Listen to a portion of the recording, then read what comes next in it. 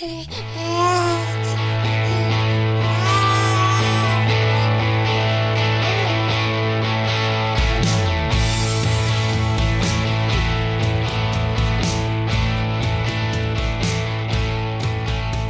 to the Aging Well podcast. I'm Jeff Armstrong here with Corbin Bruton.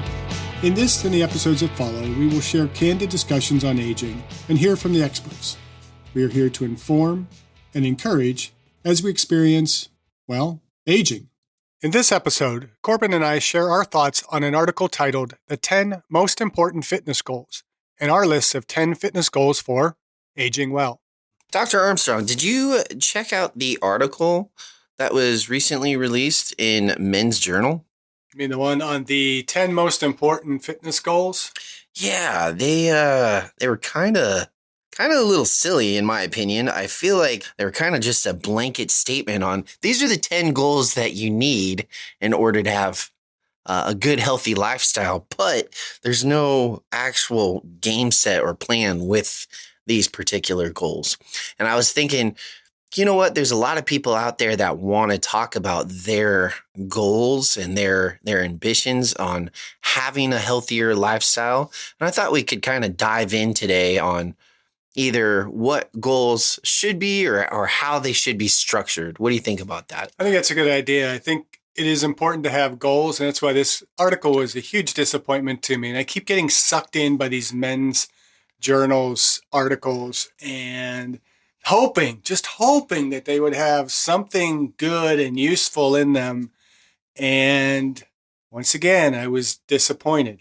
This is supposed to be 10 goals that are drawn from 3, quote, experienced trainers, whatever that means. But let's just take them one by one, and we'll do our typical ripping them apart, and then we'll finish up with I assume you came today with 10 goals that you would give to somebody, and then I have my 10 goals. Actually, I think I could have come up with a lot more. Right. And I tried to make them a bit more general and encompass everything without being overly specific. I mean, obviously, when we talk about goals, we want to follow the SMART plan where it's specific, measurable, attainable, reasonable. And remember, we've talked in the past from Coit Cooper where it's beyond normal, reasonable, what people would normally consider reasonable. So we have to extend ourselves a little bit more. And then there has to be a timeline to it.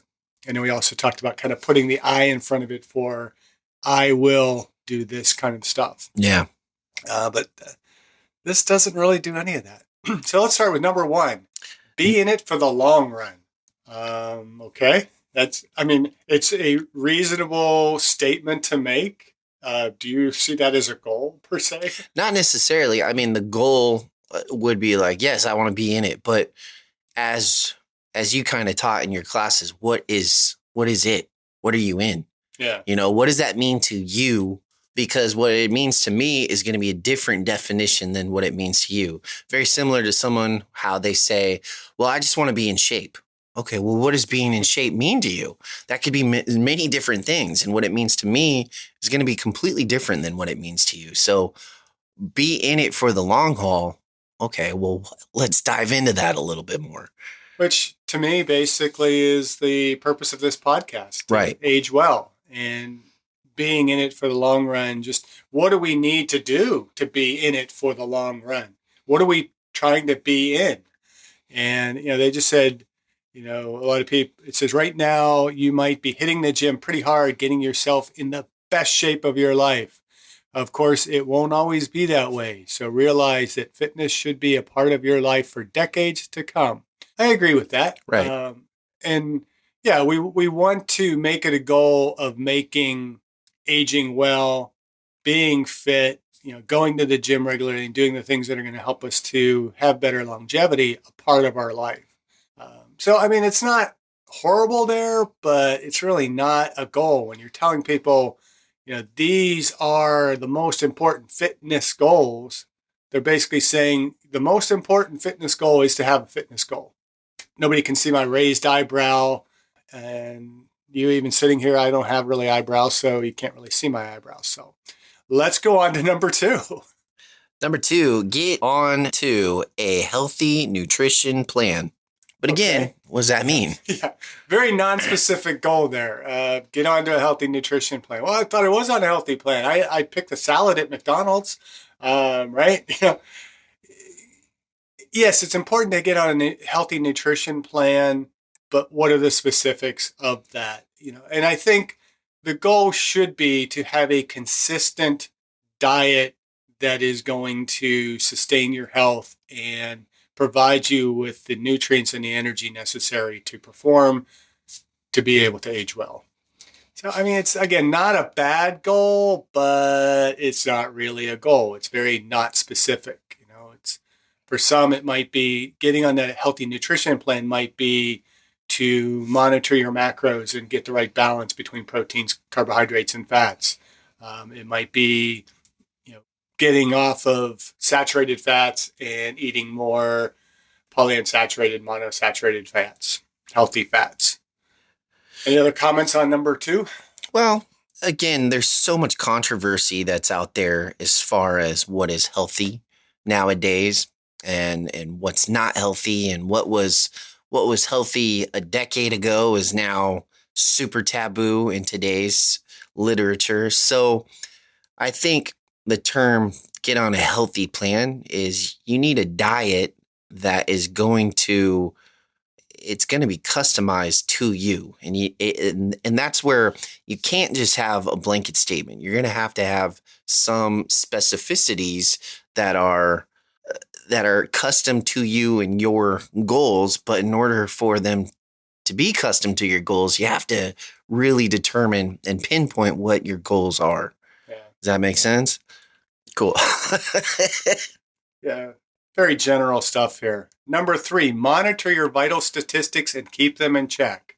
Again, I think that's where it comes with specificities. Now, if this is just a blanket statement and they're like, hey, this is a goal that you should have, you want your vital records to be in the right area, but we're not going to tell you which one of your vital records that you want. You're going to have to make that determination. I can get behind that.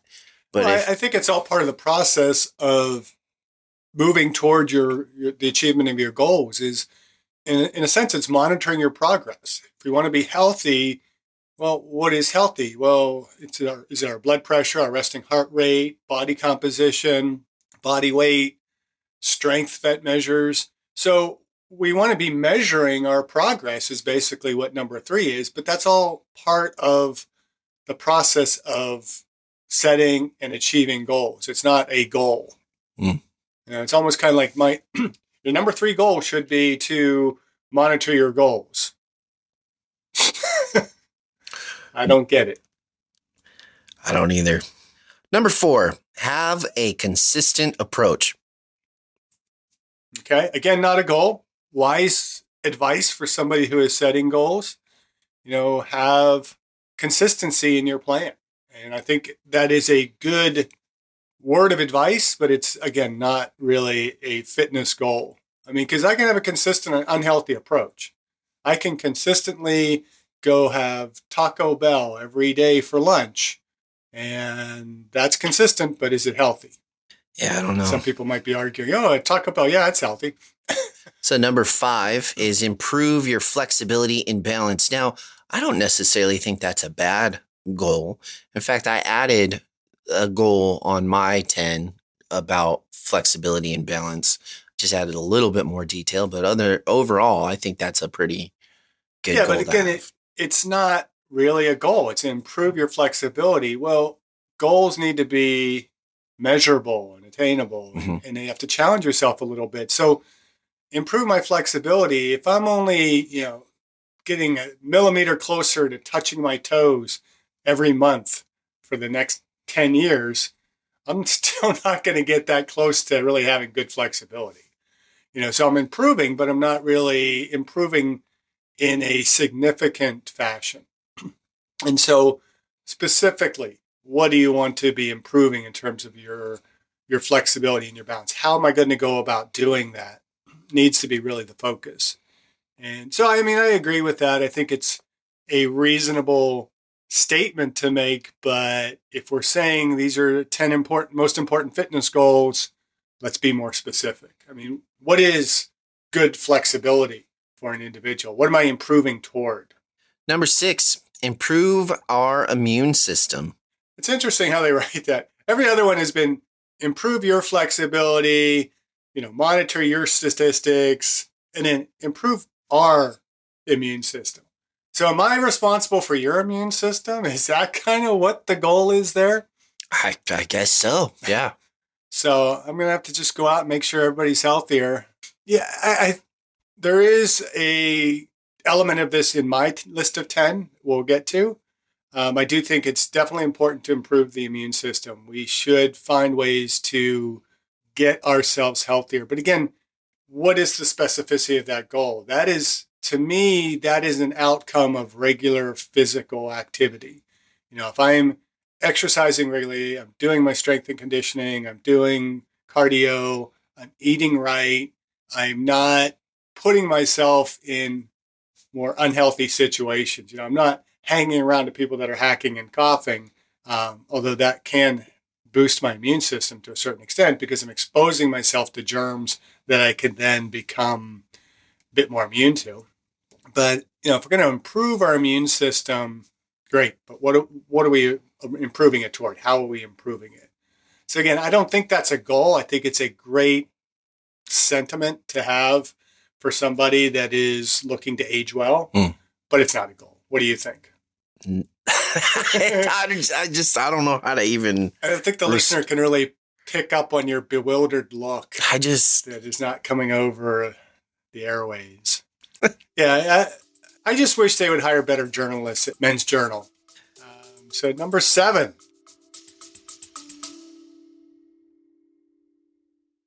I discussed my epigenetics test with True Diagnostic co-founder Hannah Wendt in episode 162.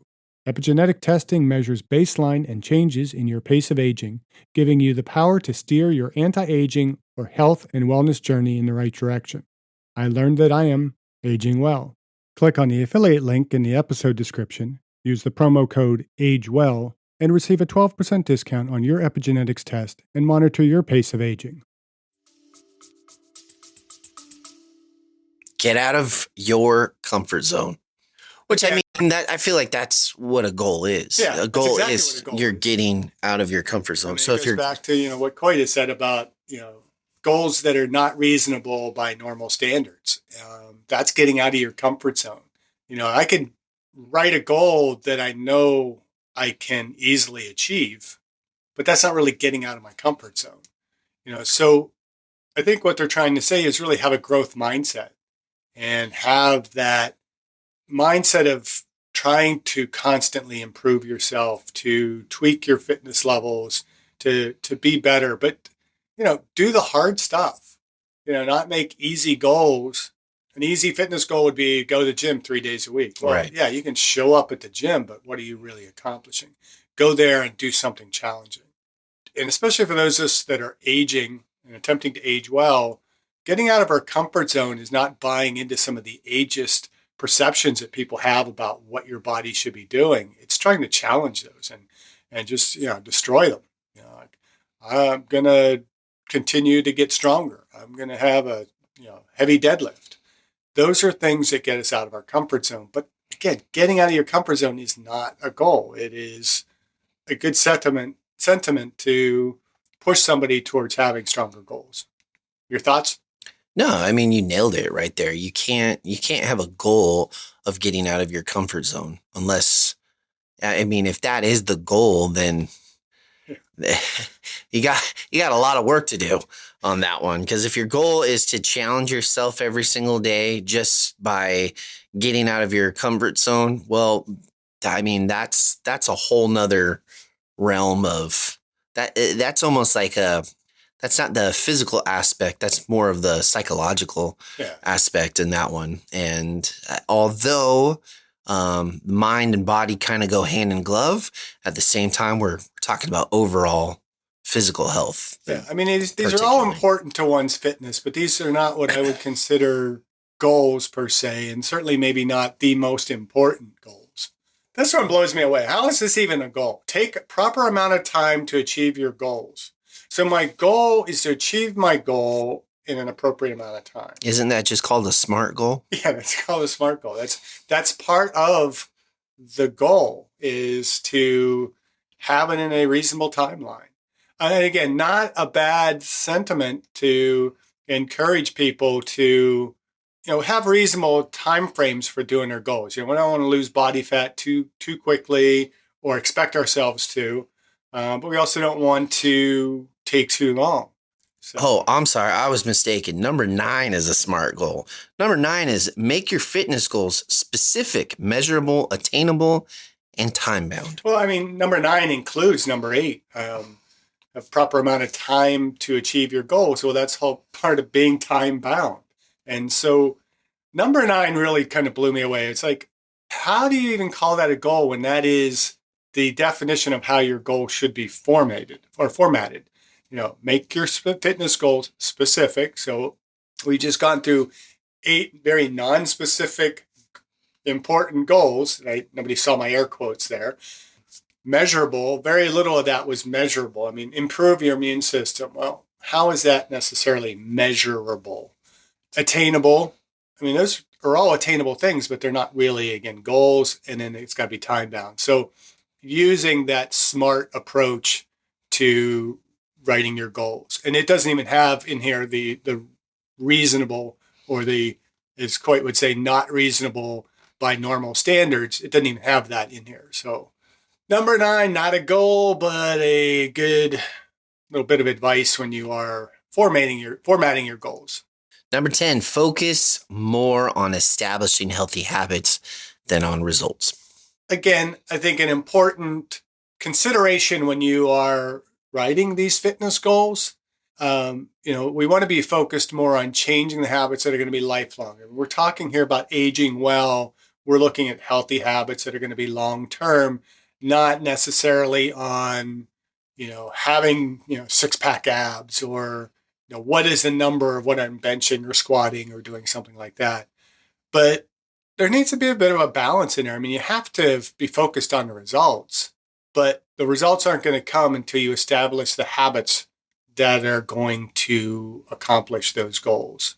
And so I think we just went through a list of 10 important pieces of advice for somebody who is looking to get more fit and to age well, but not 10 specific important fitness goals.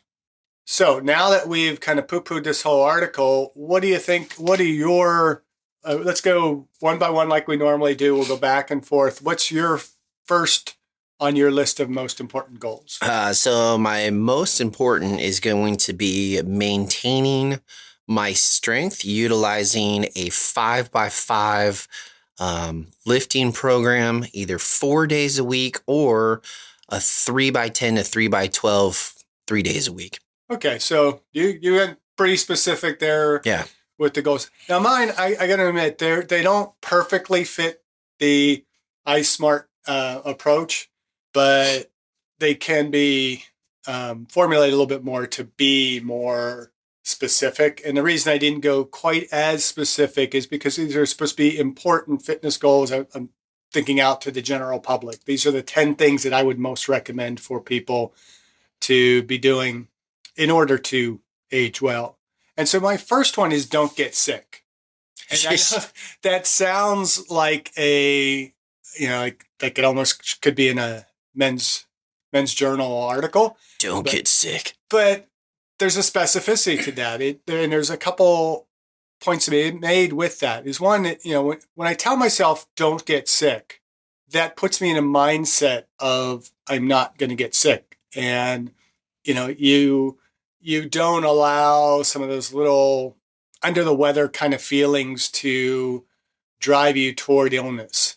And I'm looking at doing the things daily, moment by moment, that are going to keep me from getting sick.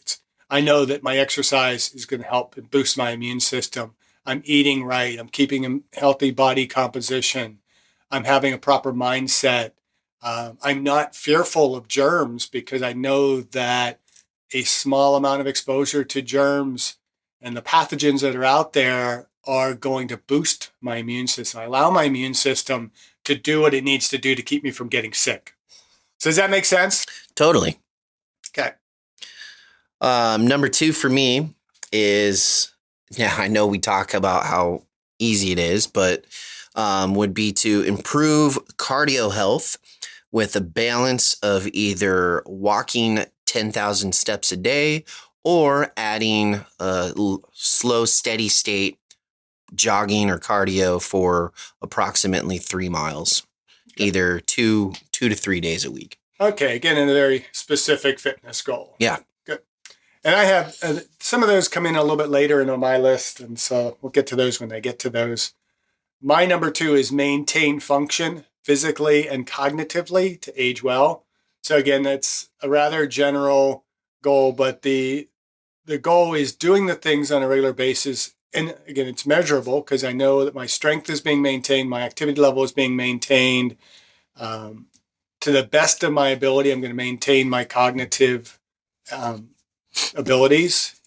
And again, some of that is outside of our general control, but what am I doing on a regular basis to challenge my brain?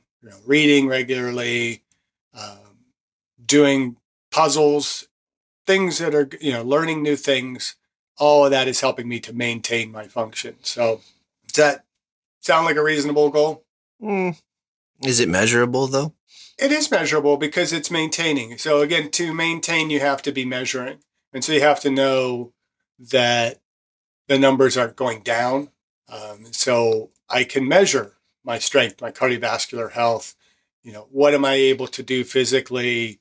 I'm trying to do at least the same amount on a regular basis as opposed to letting my body decline over time. So I think, again, this is a more general important fitness goal for everybody to just, and again, my list isn't number 1 is most important. Number 10 is the least important of the 10 goals, but it is to focus on doing the things that are going to help us to maintain function. We don't have to worry about getting better all the time because, I'm 60. The thoughts of me getting significantly stronger and more fit and maybe leaner and doing all those types of things are diminishing, not rather fast, but they're diminishing over time. It's going to be a lot harder as I age more to have significant improvement. But if my goal is to maintain over the course of the next 20, 30, 40 years that I hope I'm on this earth, I hope at least 40, going for 50. I want to hit 110 would be kind of nice. But if I'm maintaining function relative to others in that age group, that's significant improvement. That's that's a good point of view. Okay, my number 3 is keeping up with my future kids or grandkids, no matter what the age is. So whether it's my age or their age, I would like to keep up with them. And I can do that through having a proper workout routine and regimen, maintaining my health. And I think that's kind of along the lines of my number 2, maintaining function. If you can keep up with your kids and your grandkids, you're definitely able to maintain function. Probably having to maybe even boost your function a little bit, depending on where you are right now, fitness-wise, because those little monsters can really, even as a young person, wear you down quite a bit. But as we get older, it gets a little bit harder. And I'm not to that point yet with grandchildren, but I know little kids would tire me out a lot faster now than they did 20 years ago. My number 3 is be better today than you were yesterday. And again, it's rather general, but it's having that mindset to where I'm doing things on a daily basis that are trying to grow me. So having a growth mindset is my goal. And again, it's measurable. If I look at what did I do yesterday? Did I do anything better today? Am I better spiritually, physically, intellectually, emotionally, and socially? If I've read something, if I've learned new information, I'm better than I was yesterday. If I worked out and I pushed myself to a point of overload and I'm progressing, then I'm better than I was yesterday. Even if, it's a matter of I haven't gained anything because I'm aging, but I'm offsetting decline, then I'm better, right? And so I don't know, that might be a little bit more along the lines of the article, but that's kind of what I put in my number 3. Number 4 for me is improve or maintain flexibility and stability. Utilizing a 90-minute exercise or a 90-minute stretch routine, whether it's yoga, plyometrics, athletic stretching, 90 minutes a week in order to improve full range of motion during actual exercises, or just basic life tasks like tying your shoes and stuff like that, which seems silly, but there's no doubt that the older you get, your range of motion, your flexibility decreases, and little things that we take advantage of, such as tying your shoes, can become more of a challenge. And I don't want to be that guy that, once I hit 45, I can't tie my shoes. So Well, I think, we tend to think that our mobility should decrease. I mean, it's part of aging, but in reality, it's not.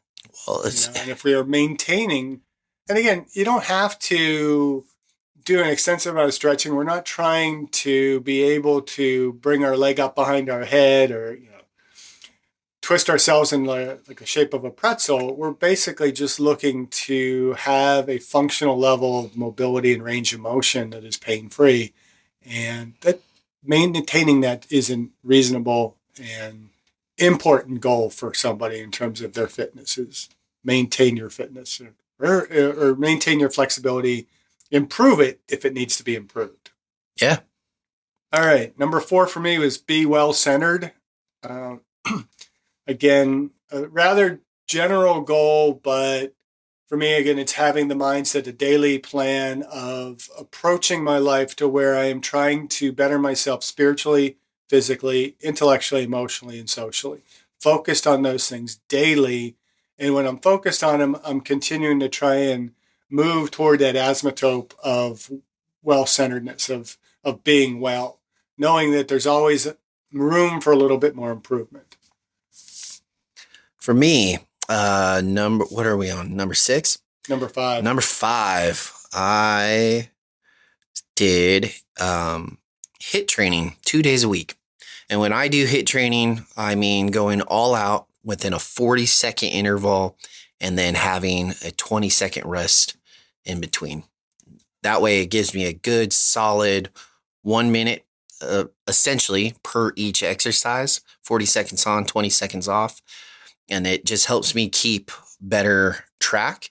And I'll do that for a good solid 45 minutes and then a little stress or cool down right afterward. Not stress, stretch or cool down afterwards. And are you doing this? At the moment, no, but once the wedding's over, I'm getting back into it. So it remains the goal, right? All right, so my number 5, no surprises, keep a regular bedtime and sleep 7 to 8 hours a night. So that's probably my most specific goal so far. It's like I'm going to go to bed at this time and I'm going to get up at this time. And ideally, there should be about 7 to 8 hours in that.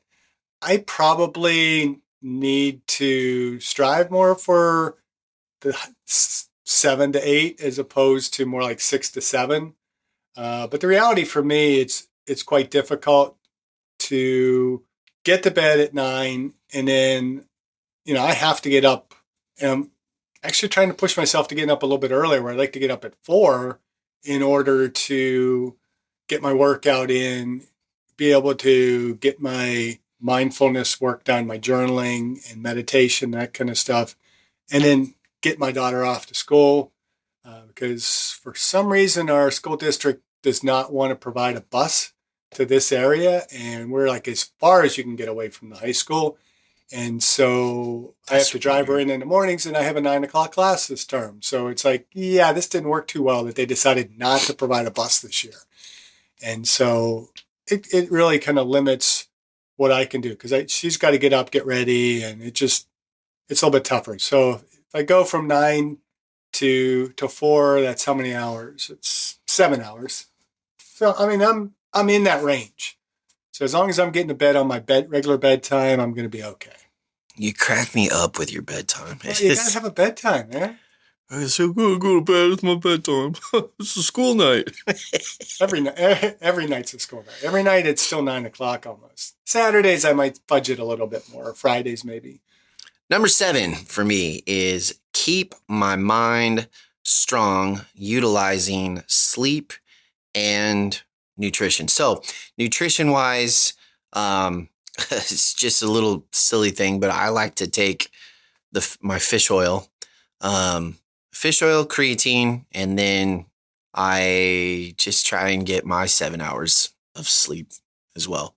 But oh yeah, I'm sorry, and also just I try and learn something every single day, something new, whether it's a new word, whether it's a fun-filled fact, whether it's something in history, something to just keep my mind sharp. I just want to keep that bad boy intact. Keep it sharp. Yep, got to keep it sharp. You No, got to be sharp to begin with. No, that's right. A razor sharp up there. All right, so I'm on my number 6 then, and that is maintain a healthy body composition. Again, that's not 6-pack abs. It's just I don't want to allow body fat to creep back on me as I age, and so as long as I'm in that range of, I'm hoping like maybe 12 to about 17% body fat would be my ideal, then that's where I want to be.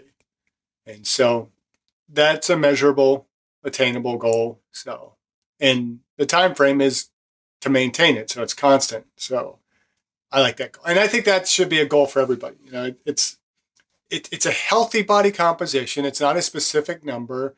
Nobody needs to be approaching 6-pack abs unless you're a bodybuilder or something like that.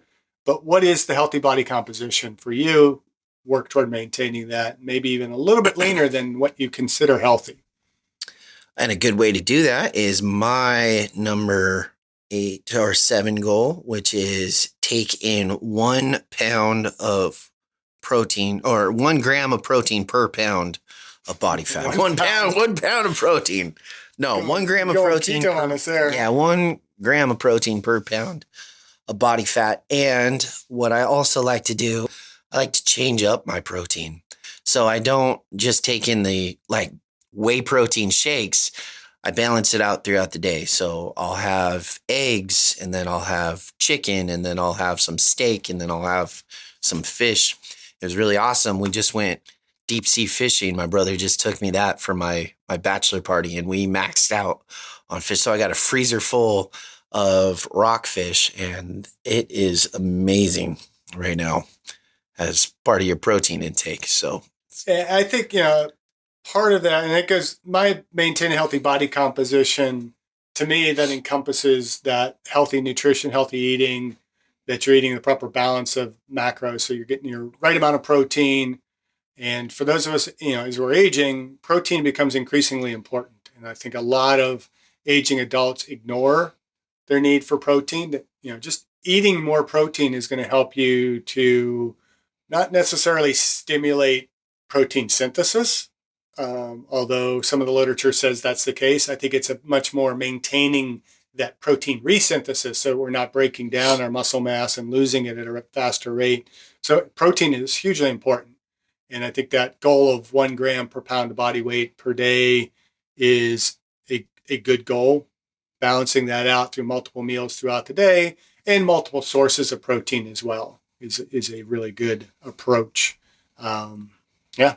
So cool. Kudos. Number 7. Is that 7? I thought we were on number 8. No, we're on 7. I'm on 7 at least. I don't know where you've gotten, but we get a little confused. Yeah, we're on number 8 because this is my last one. We can't be on number 8. Yeah, I haven't done my number 7. Maybe I'm on 7 and then you're going to go to 8. Yeah, you went first. Yeah. So my number 7 is follow Carmine's law. You remember back to last year, we had Carmine Arpaio on, and he talked about, and I actually published this in my Pathophysiology and Exercise textbook. So it is now a official law. Take that with a grain of salt, but Carmine, we published your law, and Carmine's law is strength plus posture equals balance. And so by following that, they mentioned about flexibility and balance in the article in their 10 important fitness goals. So if I'm going to maintain my balance as I age, then I have to be focused on my posture. So sitting upright, doing the things that are going to strengthen the muscle endurance in the muscles that are supporting my uprightness. So trying not to slouch, not letting my head lean forward as I'm on my phone all the time or on my computer, but also focusing in on building and maintaining muscle strength. And so I don't have the specific goals of how I'm going to achieve that, but the goal is to maintain, increase my strength, maintain, improve my posture. And in doing so, then I'm going to maintain and improve my balance. If you don't know how you're going to do it, then how are you? Well, I know how I'm going to do it, but for me, I like to follow much more of a periodized plan for strength training. And I think in one of our upcoming episodes, we'll have to kind of sit through what is a good prescription for strength exercise. But I periodize. So I'm not going to do like always a 5x5. I'm not doing a 3x10 all the time. Lately, I've been working on a program where I do a bit more of a heavy 5x5 earlier in the week. And then the second half of the week, I'm actually doing German volume training, where I'm doing a couple exercises in a workout for 10 sets of 10. And so building a little bit more hypertrophy, but I don't do that forever. So what I do for strength and posture is going to vary over the course of the year, but the ultimate goal is to increase my strength, maintain strength, and then also improve posture in the process. And by doing so, improve my balance. That makes sense? Yep. All right, now we can go to number 8. Number 8 for me is drink 1 gallon of water a day. Super easy. It's simple. And when I drink a gallon a day, I feel way more, I feel like my joints aren't as stiff. I feel more energetic when I drink a full gallon a day. And I just feel overall just healthier. Cognitively there. I don't know what it is. I don't know if it's a placebo effect. I don't know if it's actual hydration or cell metabolism or whatever it is. But when I drink a full gallon a day, I feel significantly better. And it's super easy because you're going to hit it because you're walking around with your gallon jug. And by the end of the day, if it's gone, you've achieved your goal. Yeah. There's some of us with 60-year-old bladders and prostates that, drinking a gallon of water a day can be quite challenging. Yeah, do. But I think it's definitely a reasonable goal, an important goal to maintain your hydration levels. And, that may not necessarily be carrying a gallon of water and drinking that throughout the day, but it's drinking regularly. I don't have that as one of my important goals, but I do try, especially in hot, humid weather, not pass a water fountain without drinking, trying to get regular fluids, drinking more throughout the day and being a bit more focused on drinking. My number 8 is maintain a healthy cardiovascular system. And I don't put a goal of increasing or any kind of specifics in terms of how I'm going to attain that, because my goal is to just simply maintain the level of cardiovascular health that I have. I've put a bigger focus towards strength and conditioning, as we've talked many times before about. But maintaining a healthy cardiovascular system means I'm moving a lot more. I'm continuing to do the things that are going to keep my heart functioning well. And so that's my goal. I'm not going to try and improve things. I don't have any specific performance goals in mind. It's just simply keep that heart healthy, try and maintain as best as possible high VO2 max. So I do that by regular cardiovascular exercise and regular physical activity. My number 9 is reach the summit once a week. Now, what I mean by that is you can actually do a physical exercise such as hiking, where you reach a literal summit, or if you don't have that luxury, you can go into the gym and you can hit a PR. So you're, again, either getting out of your comfort zone, but you're doing something to improve where you thought was impossible. You're making it the possibility. And it could be something as small as taking your maximum deadlift or maximum bench press and just adding 2.5 pounds to it. As long as you've beat yourself from last week and you've improved in that strength, well, in my eyes, you've reached that summit and you can keep going for the next week. Okay. And that's right. And going back to my number 4 with the well-centered, I think it's important for people to realize that that summit becomes a bit more of an asymptote, that at certain points, certain summits are going to be, that raising it up a little bit more is going to be increasingly difficult. When we initially start out and we have not been doing anything for fitness, those gains are going to come a lot faster, and we're going to be hitting summits more regularly.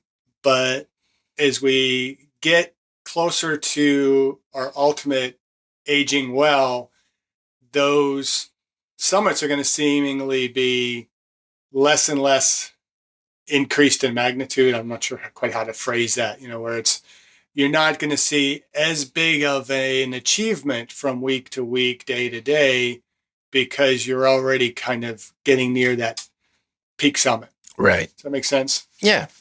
And that's why it could just be 2.5 pounds a week, like just adding. Well, even that, I mean, if you have improved so much, you look at some, the peak strength athletes in the world, they're not adding even maybe 2.5 pounds to the bar a week because they are so strong. You're not going to get much stronger. They're so close to the asymptote. It might just be another performance aspect of that particular activity. Maybe it's, move it that weight faster, or move it in a little bit better form, or one extra rep.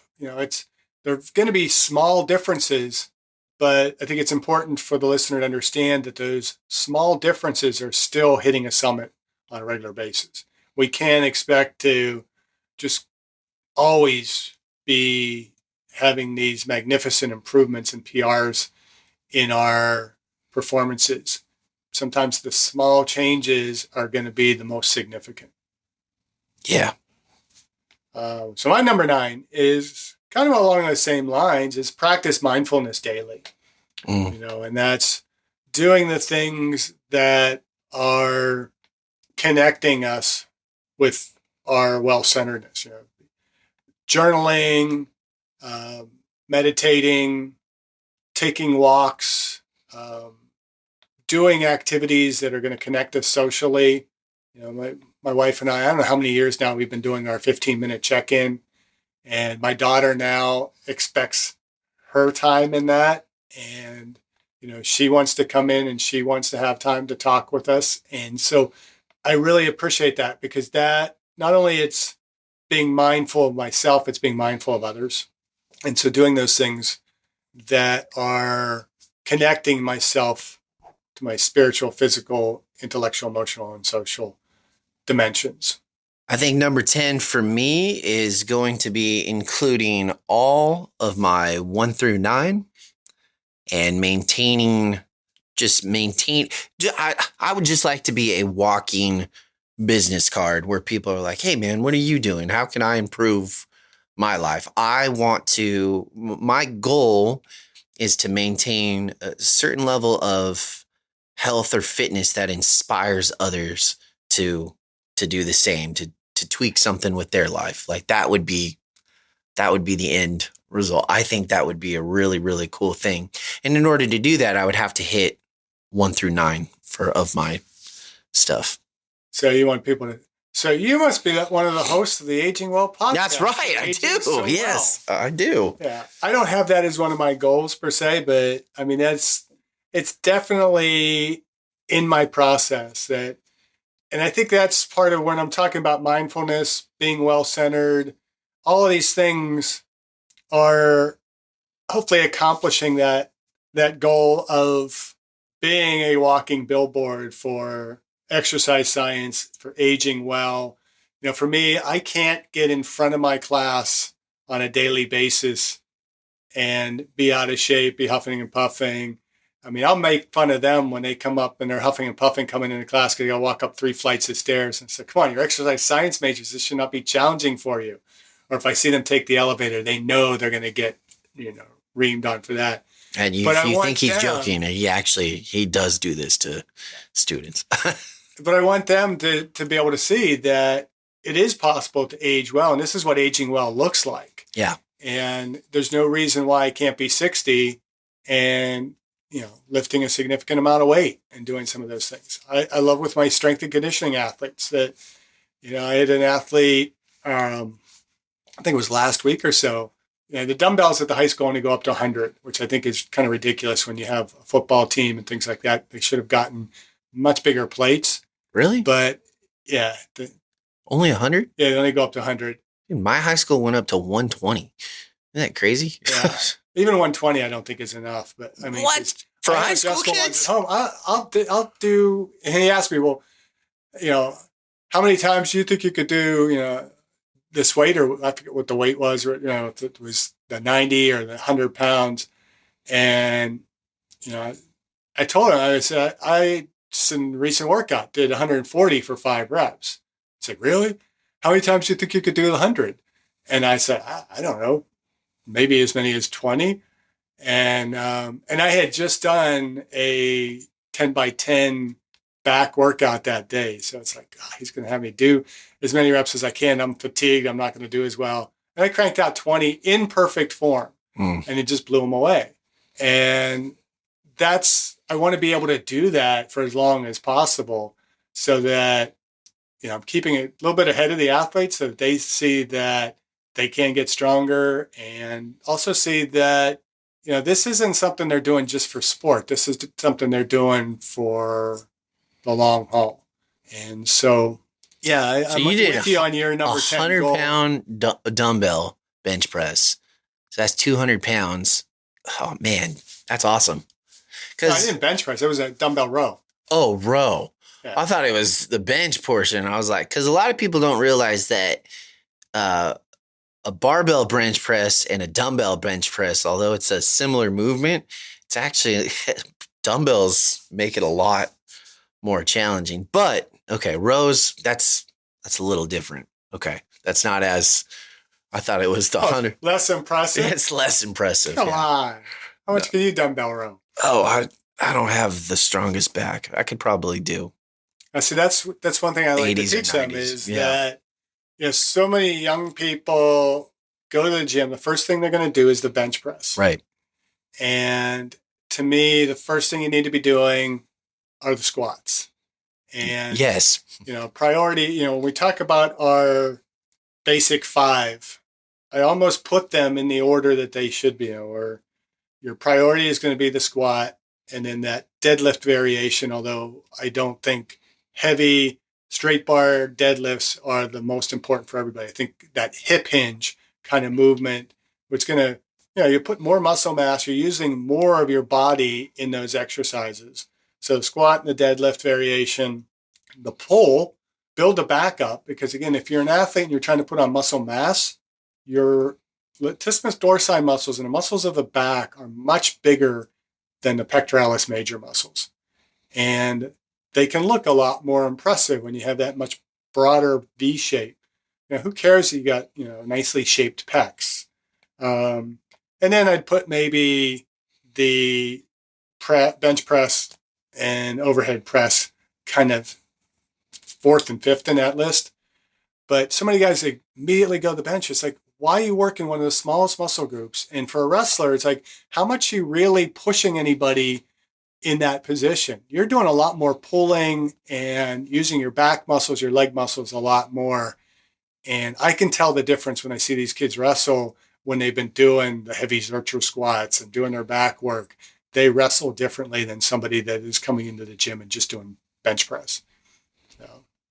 All right. So you heard it first. And my number 10 is the other centered. And that's just kind of taking a greater emphasis on the social aspect, being focused on relationships, being focused on giving to others as opposed to taking from others. And I find it challenging to be other centered.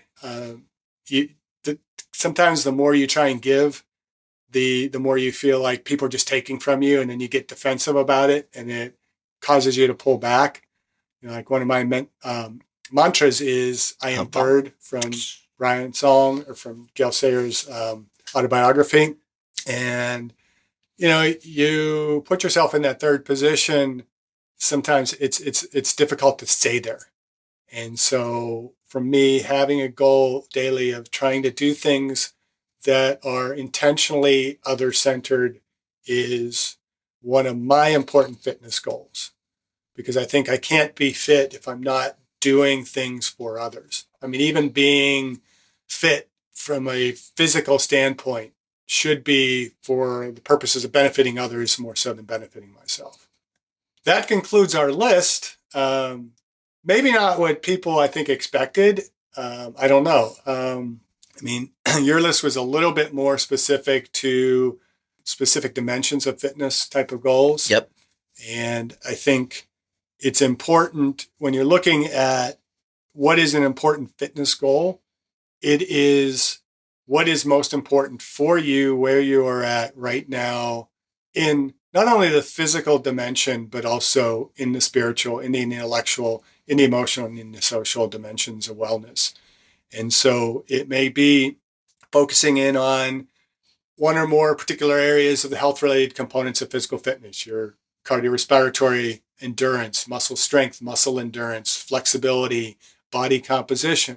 But it also might entail a little bit greater focus on the neuromotor dimensions of fitness, which would include your speed, power, balance, agility, coordination, and reaction time. Is there anything else to add there? No, I think you nailed it. Like basically set a goal specific for you, customize it for you, picture that goal. You know what? I do think that one thing that we've never mentioned as far as goal setting is actually like the mental or psychological aspect of visualizing you actually achieving that goal and really, really, really picturing it into your head where you believe that it is obtainable and you know that it is obtainable. If you look at, there was an episode where we were talking about quotes. Almost every one of those famous people with those quotes, whether it's Muhammad Ali, Arnold Schwarzenegger, Albert Einstein, Nikola Tesla, anyone, that at one point they had a famous quote that said, if they can believe it in their mind to the point where they feel it in their soul, then it's obtainable, it's achievable. Some of the most successful sports teams, before the night of a big game, their coach would have them do a visualization process of them practicing perfect form and technique in their own head and winning that championship. It is possible to achieve your goals. You just have to determine what goal it is that you want and what it is that you're going to do in order to maintain that. And it's a good segue to finish up with is I did my goals and I came across a posting. This was actually from a couple years ago that I had shared on Facebook from Wrestling Mindset. And I love the stuff that the Zanetti brothers put out there. But they have a list of 10 ways to win the school year. And we can equally say this is 10 ways to age well. And number 1, consistent sleep schedule. I like that. Solid nutrition. Number 3, daily mindset motivation. Number 4, no excuses / complaining. Number 5, study, read a little each day. Number 6, ask for help. Number 7, plan your schedule now. Number 8, surround yourself with winners. Number 9, smile more. And number 10, help others. And I feel like my list, I had a little bit of that in my list, but I think when we look at what is most important, in regards to fitness goals. These are the things that are going to help us to win at aging well. Agree. Age well. In fact, that should be everyone's goal. To age well. Is to age well. All right. Well, there you have it. So get out there and age well. Thank you for listening. I hope you benefited from today's podcast. And until next time, keep aging well.